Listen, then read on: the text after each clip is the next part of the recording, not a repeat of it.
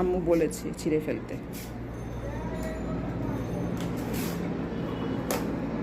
ওর বই আমরা আমাদের ঘরে রাখাটাও ঘৃণার। ও ছাত্রদেরকে অপমান করছে, কি বলছো আম্মু? ছাত্রদেরকে রাজাকার বলছে।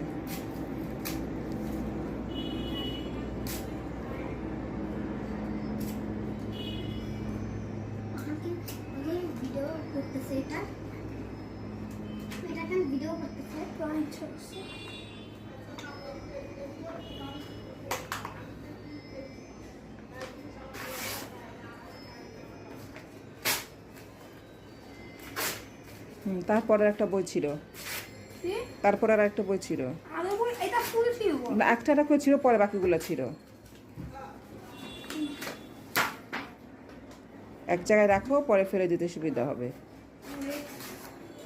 আমার আইডিয়া আছে।